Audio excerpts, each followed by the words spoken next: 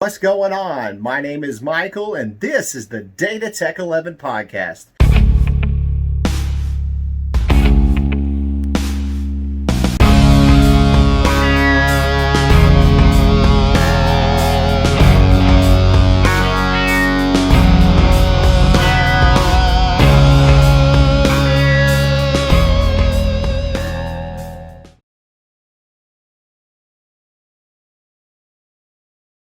Cool. Our 11 Reasons Why with Jason. Are you ready? Let's do it. All right.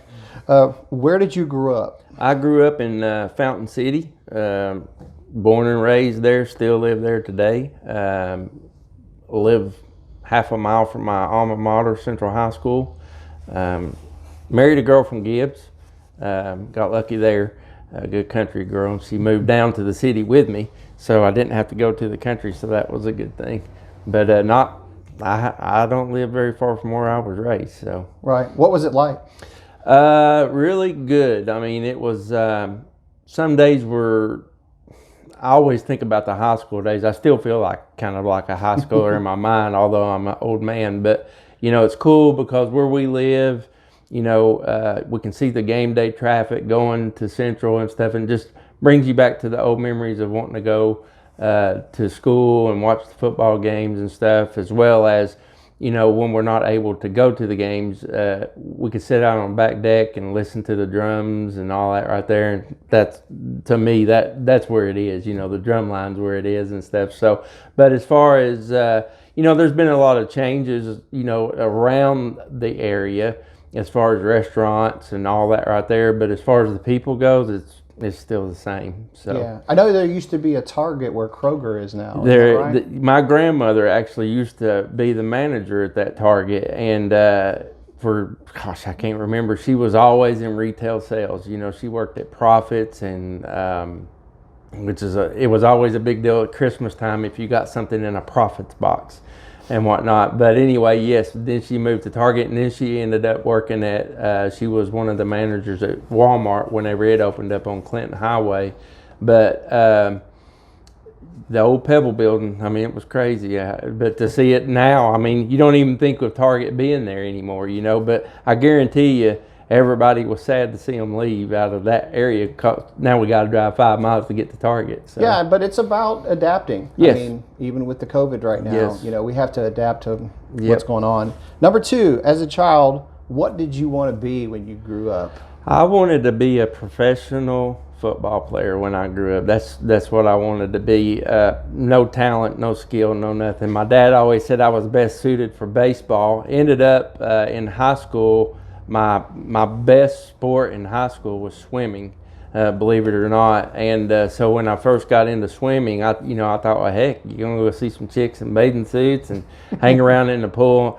And it was nothing like that at all. It was all work. I mean, you got in a pool and you worked your butt off. And so the first year, I really struggled with, people think they know how to swim, but there's a specifics to how you move water and all that kind of stuff. And so as I kind of got bigger and stronger and grew into my body as a sophomore, ended up being more of a backstroke guy. That's where I succeeded the most and made a bunch of relay teams, won a bunch of races, swam at UT and won there, swam at Carson Newman, won there, So it was a lot of fun doing that, but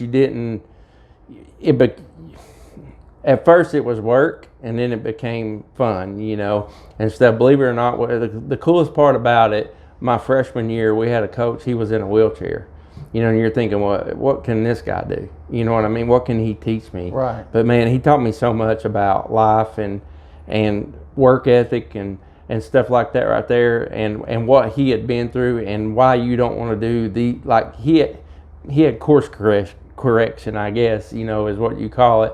And so with that, he was able to influence me. He only coached me a year, but there was another guy who was a senior when I was a freshman. His name was Grady, and Grady took over the next year.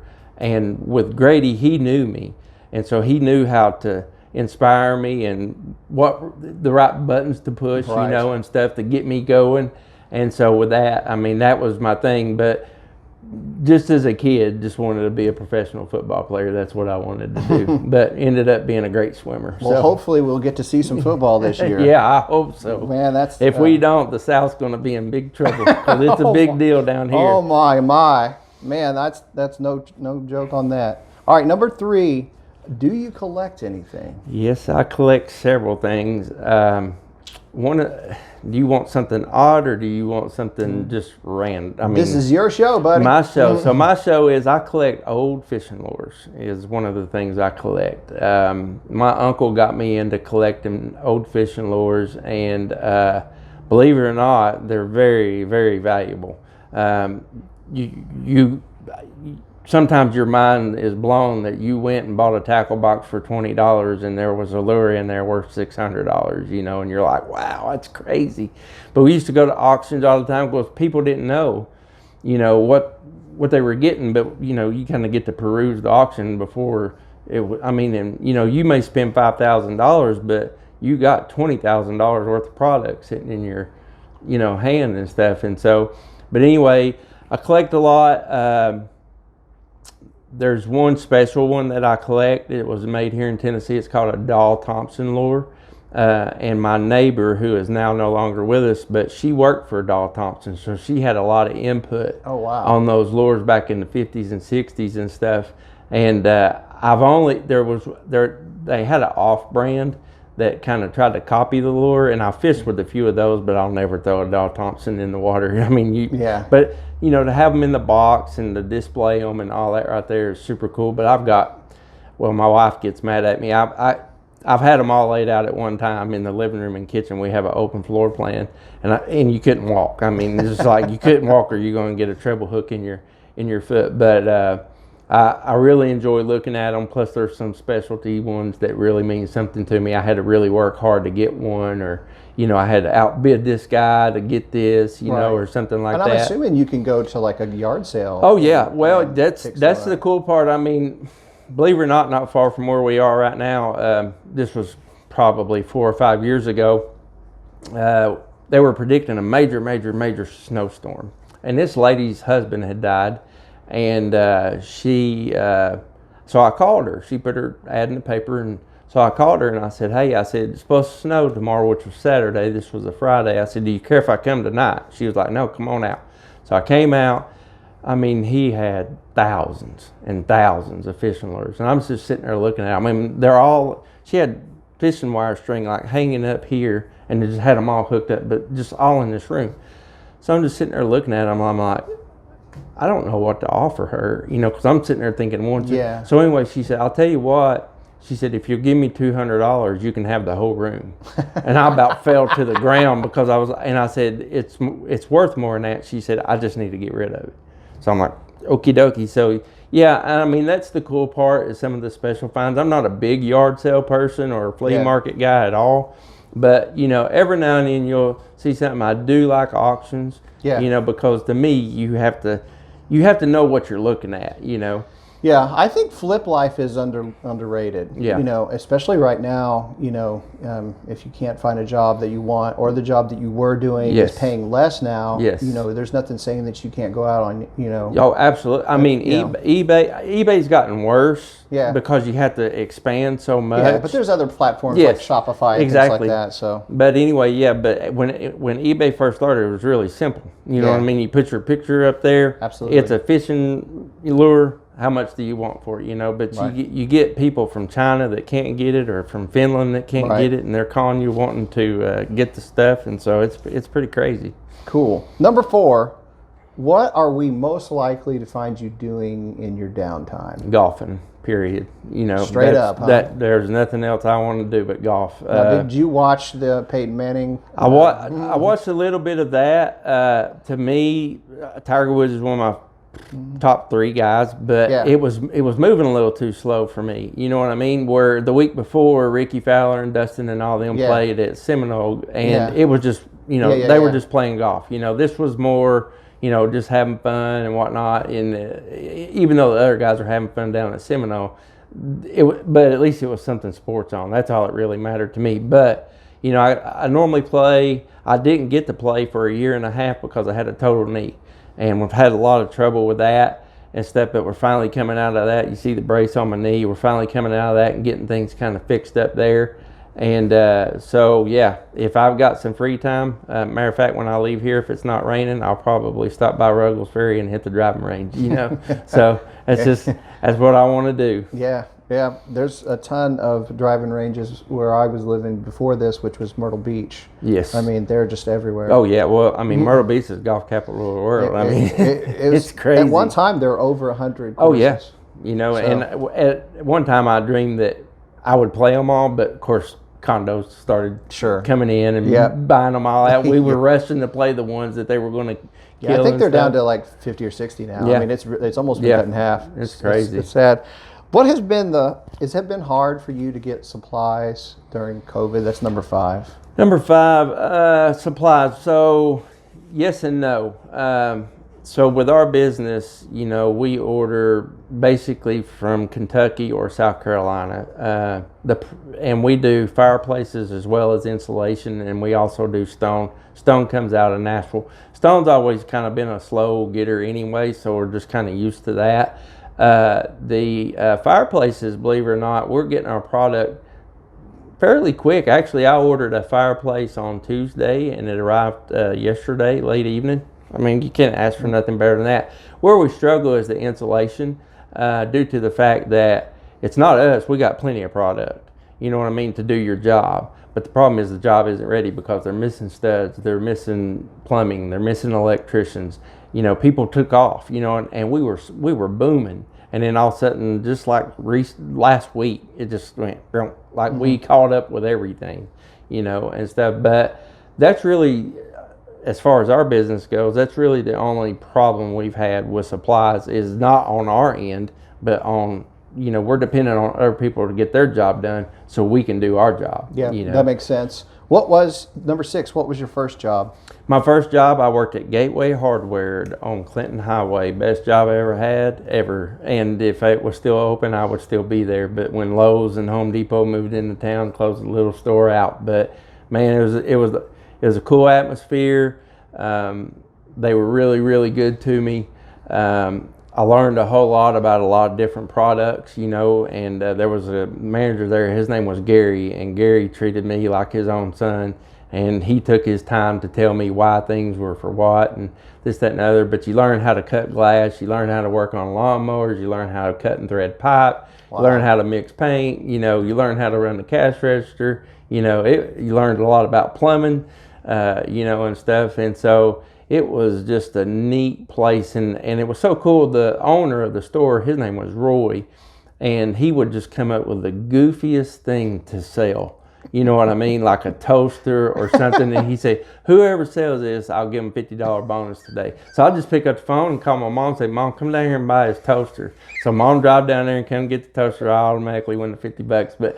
But anyway, it was cool because they taught you customer service. Right. And how it was it was an all tile floor from front to back. But the first 10 feet was white tile. The next 10 feet was black tile. And then it turned into white tile all the way to the back of the store. If you didn't greet the customer by the time they got out of the black tile, they knew. And they talked to you about it. So we were constantly rushing to the front, always making sure we caught them in the black tile. And I think that's where, if I'm looking at it nowadays, where we're lacking, is people don't rush to greet that person. And I'm like, they're here for a purpose. They're here to spend money. With you. Yeah. So help them. You go to Home Depot or Lowe's, you can't find a soul in the main aisles that you need them to be in. You know what I mean? I don't know. I can remember going and needing help with a water heater one time, and I'm like, I just need some ideas of what I'm looking at here and stuff, And so anyway, ended up picking one out, and sure enough, it was the wrong one, and had to take it back and get another one, just because nobody was there to help. But yet, I always think about when people come into our business. You know what I mean? We need to be there ready at the door, greeting them and stuff, because they came to us. You know what I mean? We didn't have to go hunt for them or anything like that. They came to us. They're willing to spend their money here in East Knoxville, Northeast Knoxville, and stuff. So you got to harness that opportunity. And I think sometimes we probably are not overbearing, but we're over information people. because we just want to tell them all our knowledge, at one fell swoop. But, that's what we do.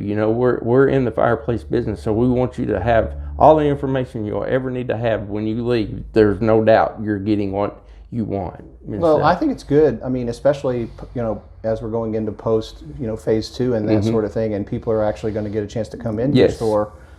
I think it's great. So, yeah, absolutely. Number 7, what do you like most about this area? Well, I'll tell you what. My mom and dad retired 10 years ago, and they moved to Daytona Beach, Florida, and I always thought that's where I want to be.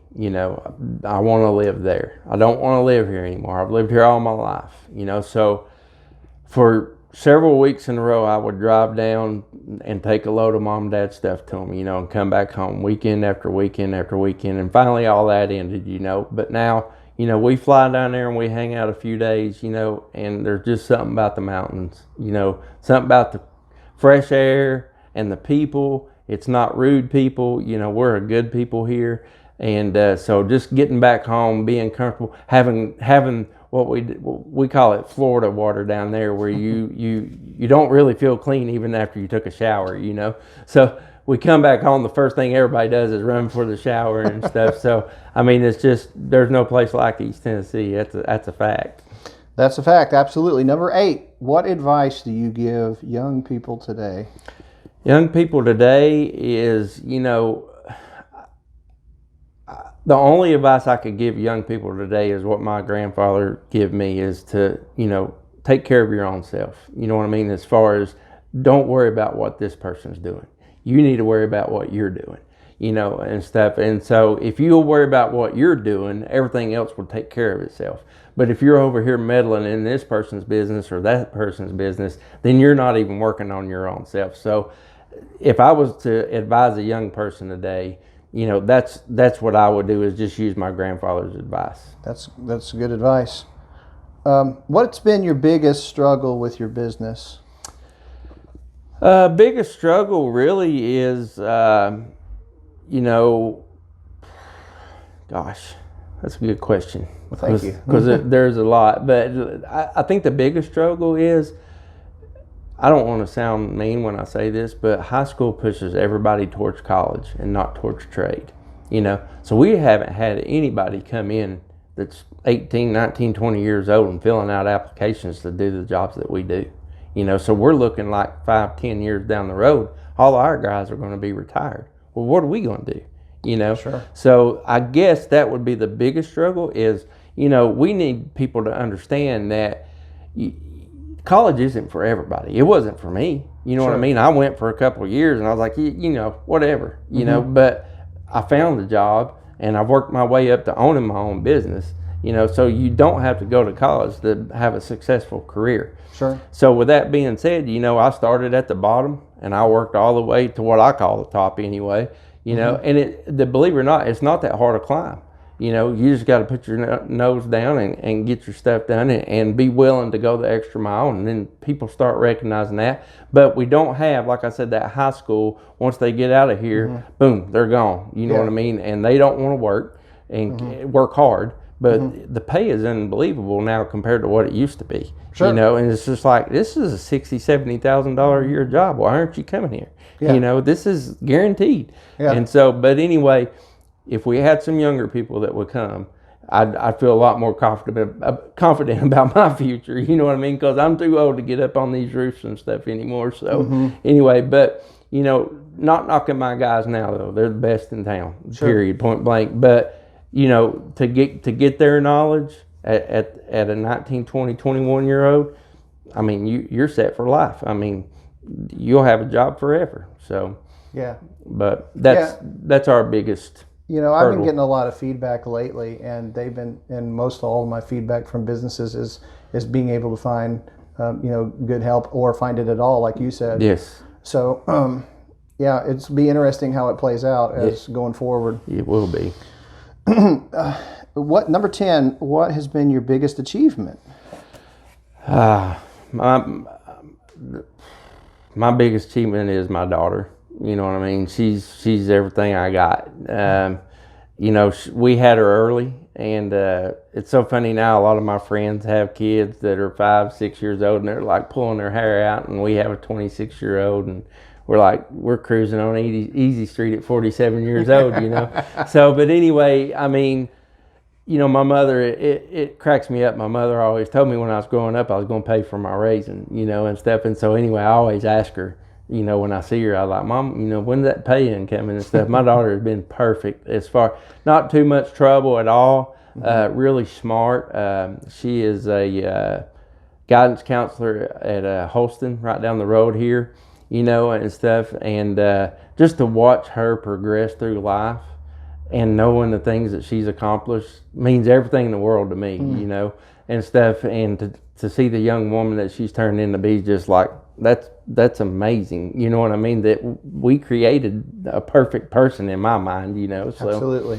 But yep, she would be the perfect thing. So yeah. If we were on a game show, I'd be clapping. I'd be like, good answer. Yeah.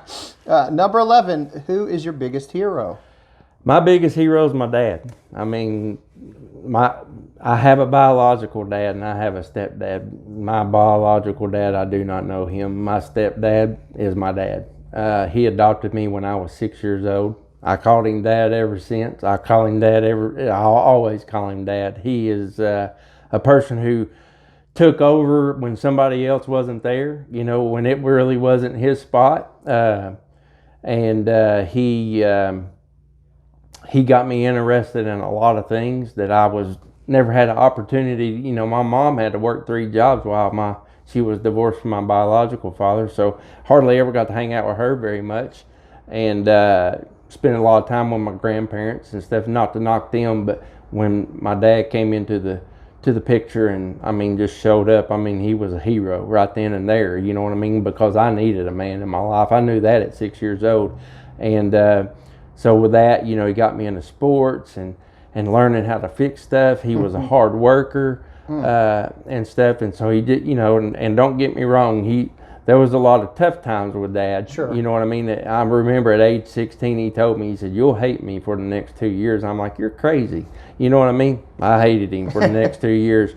But after that, you know, once I kind of grew up, you know, I realized everything he was telling me was straight fact. And it's so funny, I look back today at all the advice he gave me, and every bit of it rings true, you know, and stuff. And so, but he's somebody that I can call him at midnight. I could call him right now. I could call him during this show, and he'd talk to us. You know what I mean? I understand. He just loves, you know, he loves me like I was his own. Yeah. You know, and so that's why he's my hero. You know? Something obviously to be grateful for sure. Absolutely. Man. Absolutely. I mean, I couldn't put anybody above him, you know, awesome. as a hero because of what he's done for me. Well, that's great. Your 11 questions is over. So where can people find you on social, your website?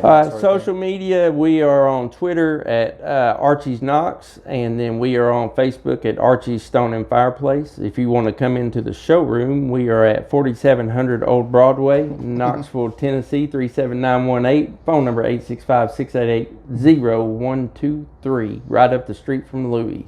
Awesome. Thanks for doing this, man. Not a problem. I appreciate it, buddy. Yeah. I hope everybody enjoyed today's episode. And if you liked what you've seen, please subscribe to my YouTube channel. And if you're not living your best life, what life are you living? Until next time, guys, thanks a lot.